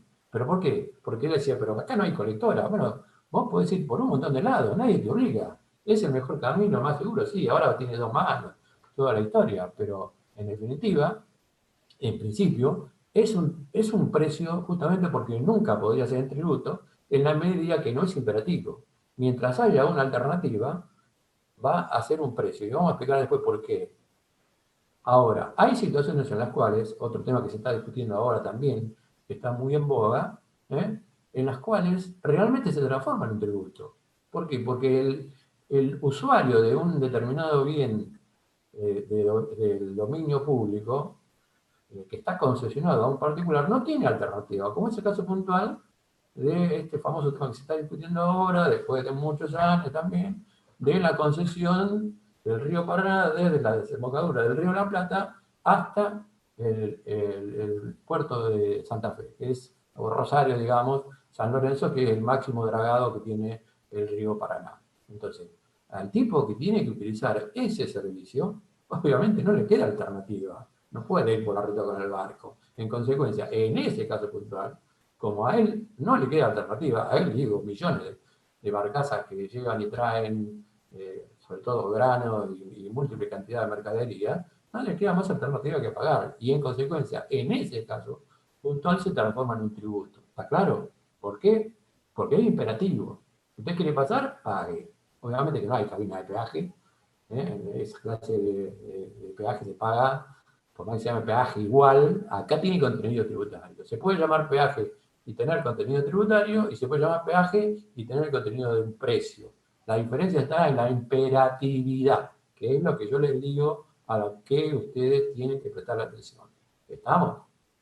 Y les hago el comentario de por qué ocurrió esto y la transformación de lo que la Corte dijo. Porque antiguamente las cuestiones estaban concesionadas, pero la justicia consideraba que lo que pagaba el individuo era un tributo. Y al considerarlo un tributo, cualquier cosa que ocurriera en la autopista o en la ruta, un accidente de tránsito de la emperadora que fuera, al final de todo, siempre el Estado terminaba siendo responsable pagando los daños y perjuicios por los reclamos de los particulares. ¿Se entiende? Y en consecuencia, el concesionario, que es el que se lleva también una gran pedazo de la torta, terminaba siempre eximido de toda responsabilidad. Y en consecuencia la Corte dijo, no, acá esto es así, por esto y por esto. Primero, no es un tributo por esta razón, porque en la medida que no haya imperatividad, nunca va a poder ser un impuesto, por lo tanto es un precio. Lo que el individuo paga cuando atraviesa la cabina de peaje es un precio. Y además, con razón, lo que decía Elías, es porque se establece un contrato de índole particular entre el usuario y el concesionario, y si a esa persona o al grupo de personas que van con él en el auto les ocurre algún accidente por un mal mantenimiento de la ruta o porque hay un animal suelto en la ruta, la responsabilidad directa es del concesionario. ¿Por qué? Porque es un contrato de índole particular. El Estado no es que no te va a tener nada que ver, porque el Estado también eventualmente podría ser responsable. Pero aquí la diferencia es el tema de la imperatividad, chicos. ¿Se entiende esto? Ujú. Sí, profe. ¿Ah? Ok. Sí, profe. Entonces, Sí. Se entendió.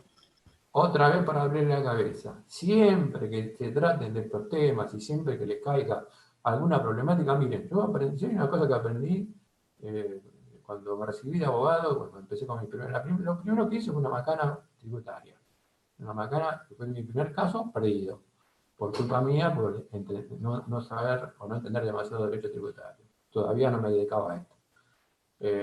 Ahora, lo primero que ustedes tienen que hacer cuando les cae alguna temática en particular es, si se trata de una cuestión de algo que el Estado, que ustedes están pagando al Estado, que están contribuyendo o para identificar esta temática de los recursos patrimoniales y extrapatrimoniales o los derivados tributarios, es en el primero chequear que exista voluntad de dos partes que quieren realizar alguna actividad y que el Estado va a recibir un aporte como consecuencia de ello. Ahí vamos a estar frente a un recurso patrimonial, ahí no hay otra duda, y originario, porque hay contraprestación y hay voluntad de las partes. Ahora, cuando estamos del otro lado y no hay voluntad de las partes y solo es imperativo, vamos a estar frente a un tributo.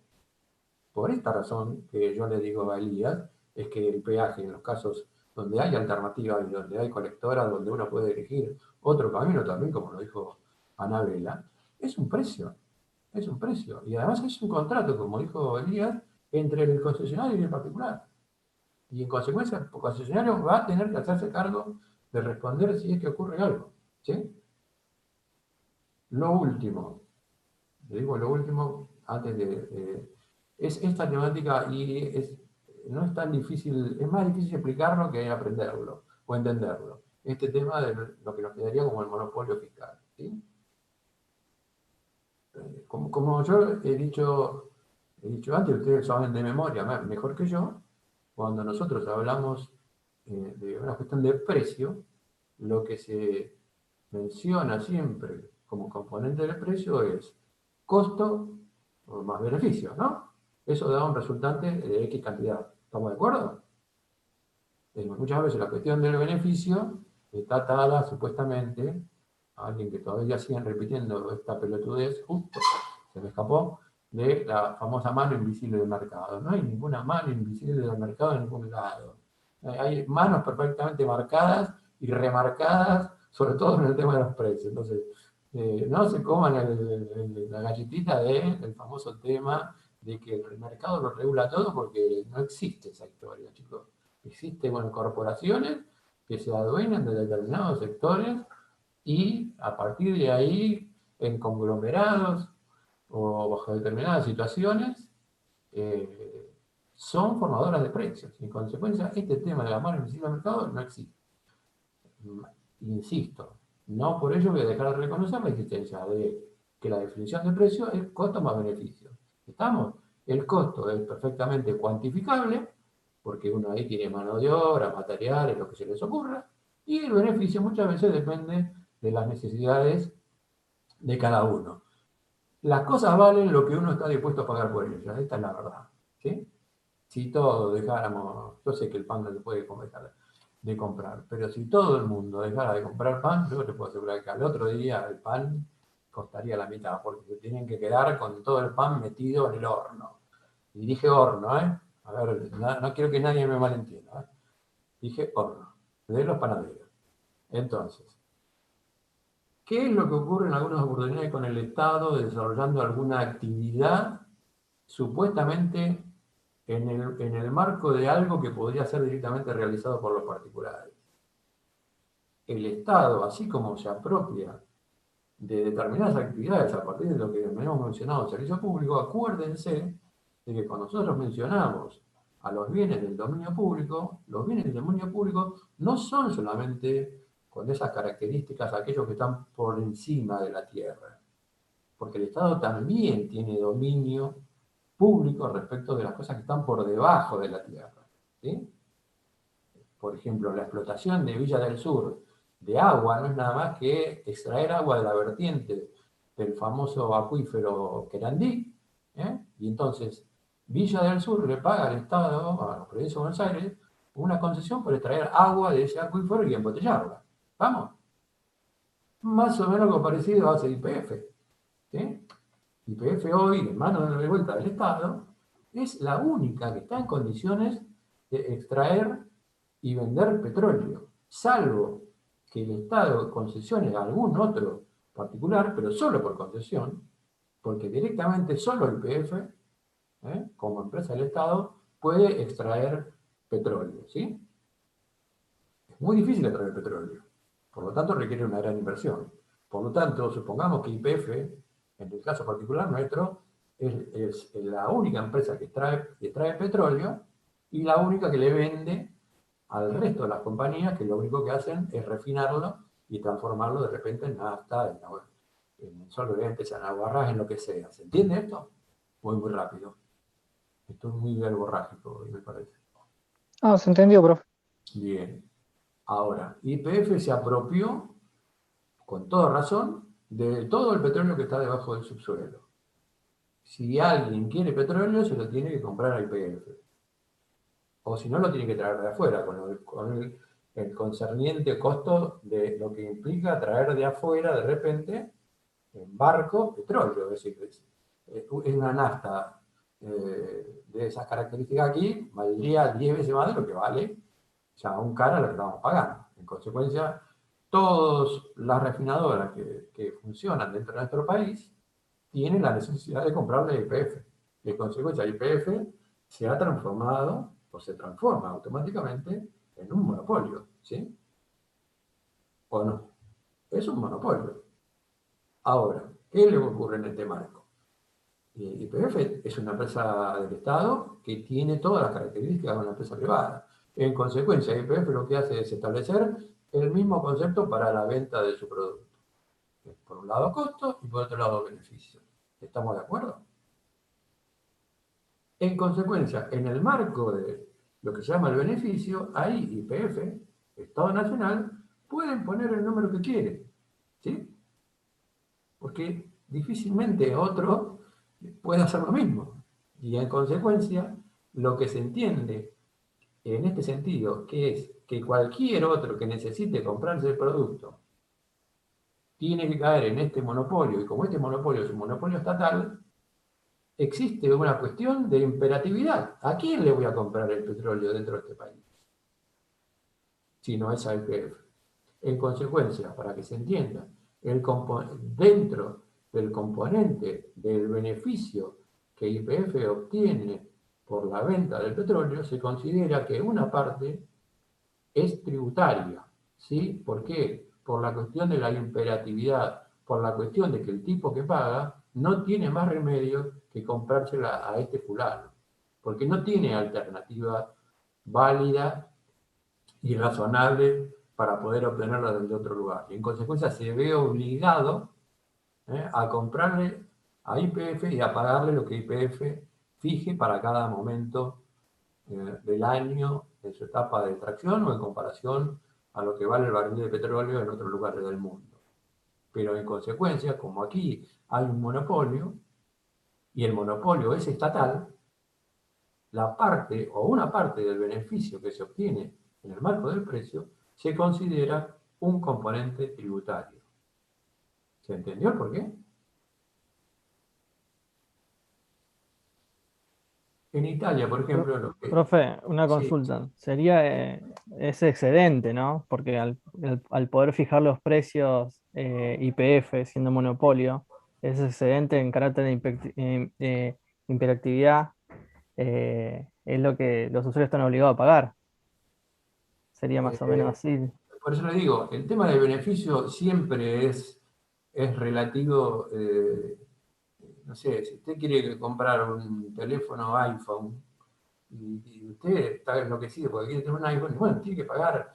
Yo creo que el iPhone no vale lo que en la Argentina, lo que vale en la India, o lo que vale en los lugares donde realmente se fabrica. Pero bueno, porque claro, si lo quieren comprar, como es un lujo, bueno, páguenlo. Y eso la gente lo paga. Y de repente no está correlato con lo que significa ese aparatito. No sé si está claro lo que estoy diciendo.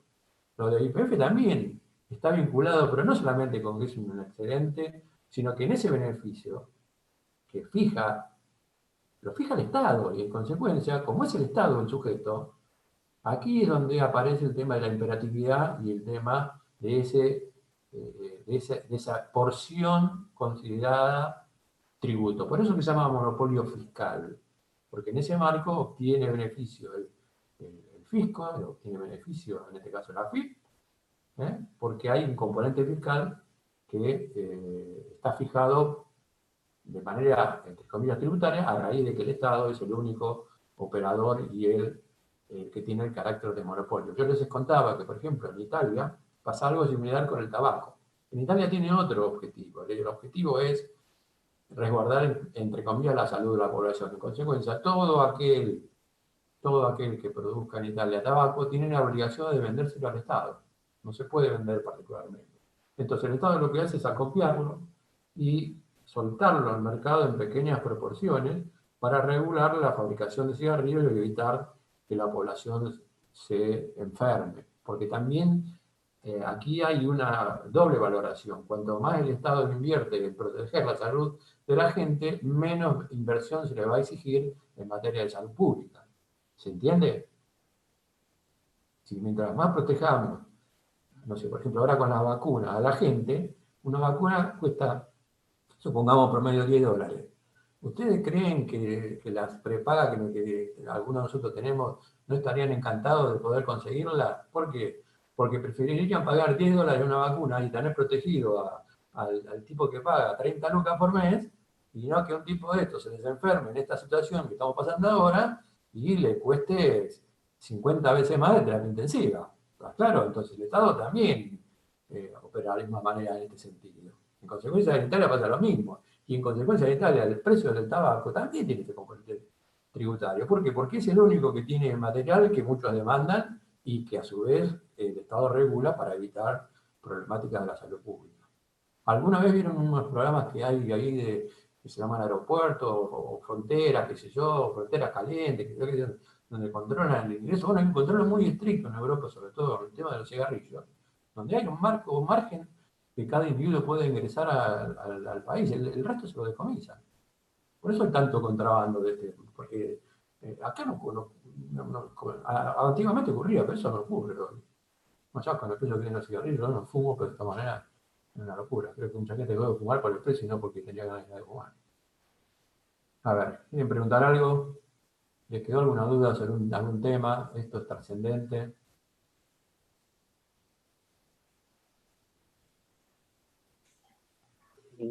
Yo no, profe. Todos los que están, tengo 31 en este momento, a esta altura de la No, noche. profe, se entendió, ¿eh? No, profe, entendido. No va a tener problema. No me van a putear después cuando vengan los exámenes. Cuando vengan las preguntas, digo. Está clarísimo. Bueno, a ver. Depende de cómo las haga. Lo voy a hacer con toda la maldad del mundo, porque si usted me vio la cara que tengo, faltaba que dijera Por ahí sí, letra H, pero no directamente. Apagamos la faltaba cámara y... HDP al lado, ¿no? No, pero para eso apagamos la cámara y el micrófono, profe. No se preocupe. Bueno, vamos por lo siguiente. De la temática que les queda a ustedes para leer del tema de poder tributario, si bien no digo que alcanza con lo que yo les di al principio, les diría que tampoco se vuelvan locos y se lean absolutamente hasta la última cosa que yo les puse ahí, porque no pasa de más de eso poder tributario, ¿eh? Porque muchas de estas cosas las vamos a volver a ver cuando veamos obligación tributaria. Pero más allá de lo que yo expliqué, y ustedes tomaron nota, que también está en el apunte. Digo, no se vuelvan locos, porque yo no puedo explicar el poder tributario porque no me da la hora, ¿eh? Pero convengamos que les digo así, como una especie de cosa al oído, mucho más de lo que ya expliqué, el contenido del contenido del apunte. No voy a ir a cosas muy finas, ¿se entiende? No voy a ir a preguntarle algunas cuestiones que están subdivididas ahí. Lo interesante es que ustedes entiendan que acá hay una cuestión que tiene que ver con esta singularidad del tema del derecho tributario, con el tema de la posibilidad de que esta es una cuestión que no es 2 más 2 es 4, que siempre está la voluntad del legislador, y que esto está atado directamente a la cuestión del derecho imponible, que es el legislador, a partir de las necesidades políticas del Estado, porque en definitiva las normas tributarias surgen de necesidades políticas del Estado, políticas en el buen sentido, en el sentido no partidario, sino de la protección de sus ciudadanos. Y en consecuencia, reitero, lean, pero tampoco se vuelvan locos y vayamos a la parte final. Yo lo que di como esquema es lo que supuestamente puede llegar a caer en alguna pregunta. Sería necesario que leyera un poco más, pero tampoco les digo ahora la pavada de ir a unos temas muy puntuales, que están en el apunte porque es necesario, porque el apunte, el libro o los libros que leo tienen ese contenido. Pero tampoco voy a ir mucho más allá. ¿Se entiende lo que estoy diciendo? ¿Sí? Sí, profe. Sí, profe. ¿Alguien quiere preguntar algo?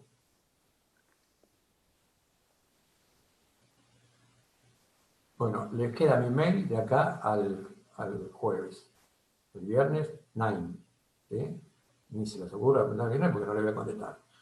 Hasta el jueves voy a leer eventualmente alguna clase de consulta que me hagan a través del correo electrónico.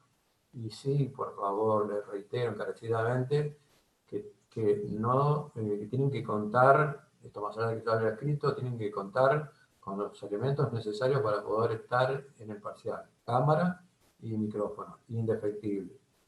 ¿sí? Y luego, los que todavía tengan problemas con esta historia de los nombres y las fotos, solucionenlo, por favor, porque no es algo que se pueda estar repitiendo hasta el cansancio. No, me parece que alguna vez la alcanzó y listo, ya está. Hay algunas fotos que son identificables, la verdad. Les pido que revisen. Si los que están acá conmigo la tienen clara y está bien, está fantástico. Pero hay algunas fotos que la verdad son para otras cosas, chicos, no para una facultad. No es que la desmerezcan, por supuesto pueden ser parte de sus correos electrónicos privados, pero no para los dominios de la facultad, ¿sí? Para los dominios de la facultad necesitamos verle la cara, punto. ¿Está? Bueno, otra vez de vuelta, los esperamos con todo cariño el día viernes. Pongan la cabeza en solvente, hablan de la cabeza. Les pido encarecidamente, que igual se lo voy a decir el día del parcial, lean atentamente las consignas. No se apuren porque van a tener tiempo de sobra. El 50% del éxito o el fracaso en los parciales escritos de esta naturaleza es porque leen lo que quieren leer, interpretan lo que quieren interpretar o van para el lado de lo que quieren ir. Menos interpretar, hacen cualquier cosa. Y terminan fracasando a veces por esa razón. No porque no saben, sino porque no se ponen con el detenimiento suficiente a interpretar. No sé para qué corno se apuran a entregar, si hay tiempo, el sistema, por más que se cierre, tiene un tiempo lógico donde permite que ingresen los parciales con un tiempo razonable, de que son admitidos y corregidos, algo que entre 2 horas después no van a entrar y no van a ser corregidos, pero no sé a veces por qué ese apuro, esa cuestión tan inconsciente, tan así impulsiva de que tengo que entregar en 10 minutos, porque no hay 10 para el que entregó a los 10 minutos que empezó el parcial. No es como en la escuela primaria o la secundaria, acá no vale. Bueno, y de vuelta mis recomendaciones, por favor, cuídense mucho. Los espero a todos en el parcial. Les mando un saludo y bueno, a su disposición. Bien, profe, gracias. Gracias, profe. Nos vemos el viernes. Buenas noches. Sí, amén. Buenas noches, Chau. profe. Profe, buenas noches.